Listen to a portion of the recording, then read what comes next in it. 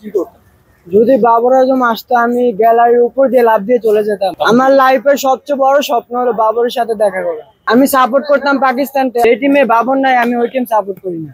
পাকিস্তান ক্রিকেটকে যদি ব্যাকফুটে ফেলে দেয়, আপনি এখন বাংলাদেশ আর পাকিস্তানের প্রথম ম্যাচটা দেখলে আপনি বুঝতে পারবেন।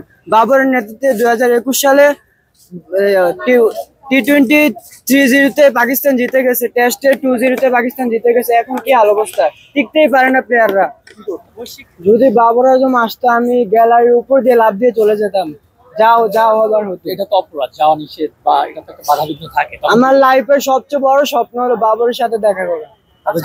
আমি সেই কুমিল্লা থেকে আসছি, সকাল পজরক্ত আসছি, টিকিট পাচ্ছি না। আচ্ছা, আপনি আজকে কোন টিমকে সাপোর্ট? মেইনলি আমি কোনো টিমকে আজকে সাপোর্ট করছি না, মাত্র এটা দেখানোর জন্য যে আই মিস ইউ বাবর। বাবরকে আপনি মিস করছেন বা অনেক মিস করছি। তাহলে আপনি আজকে কোন টিমকে সাপোর্ট করছেন? আমি সাপোর্ট করতাম পাকিস্তানকে। মেইনলি আমি টি-20 ফরম্যাটে এখন পাকিস্তানকে সাপোর্ট করা বন্ধ করে দিয়েছি। যে টিমে বাবর নাই আমি ওই টিম সাপোর্ট করি না। বিশেষ করে হচ্ছে তার রেগুলার কিছুটা ব্যাকফুটে চলে গেছে কিনা? অবশ্যই কিছুটা ব্যাকফুটে আছে। King is back. আগামী বিবিএল আছে, অস্ট্রেলিয়ার লিগ, ওখানে অনেক ভালো পারফরমেন্স করবে অবশ্যই। বাবরকে নিয়ে তাদের দেশে বর্তমান খুবই ট্রল হচ্ছে।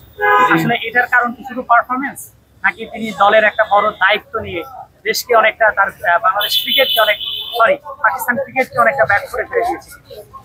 পাকিস্তান ক্রিকেটকে যদি ব্যাকফুটে ফেলে দেয়, আপনি এখন বাংলাদেশ আর পাকিস্তানের প্রথম ম্যাচটা দেখলে আপনি বুঝতে পারবেন। বাবরের নেতৃত্বে 2021 সালে টি-20 3-0-তে পাকিস্তান জিতে গেছে, টেস্টে 2-0-তে পাকিস্তান জিতে গেছে। এখন কি হাল অবস্থা, টিকতেই পারে না প্লেয়াররা। বৈশ্বিক টুর্নামেন্ট গুলোতে বিশেষ করে পাকিস্তান এখন যেন দাঁড়াতেই পারছে না, খুবই ভরাডুবি পারফরমেন্স। এটির জন্য পাকিস্তানের বিশেষ করে যে বড় বড় স্টার প্লেয়ার রয়েছে, বাবর রয়েছে, রিজন রয়েছে বা শাহিন শাহ আফ্রিদি রয়েছে, তাদের পারফরমেন্সের ঘাটতি রয়েছে। অবশ্যই ঘাটতি রয়েছে। বাবর, শাহিন, রিজওয়ান, নাসিম শাহ, ওরা বিগ প্লেয়ার। আচ্ছা, বাবর, শাহিন শাহ, নাসিম শাহ এরা যদি থাকতো তাহলে ম্যাচের প্রেডিকশন বা ম্যাচের রেজাল্ট কি অন্যরকম হতে পারতো কিনা? 70% রেজাল্ট অন্যরকম হতো অবশ্যই। বাবরের স্ট্রাইক রেট কিন্তু বেশ ভালো হয়, ওই স্ট্রাইক রেটের জন্য তো ওকে দল থেকে বাদ দিয়ে দেওয়া হয়েছে। আপনি গত ম্যাচের স্ট্রাইক রেট দেখেন, কাপ্তান সালমান আলী আগার স্ট্রাইক রেট কত? তো এই স্টার প্লেয়ারকে তো এই জন্যই ছেড়ে ফেলা হয়েছে, বাবর, রিজওয়ান। আমি স্ট্রাইক রেটের কথা বলতেছি না, আপনি গত ম্যাচের স্ট্রাইক রেটটা দেখেন। 110 রান করলো, 120 বলে 120 তো 150 প্লাস করতে পারলো না।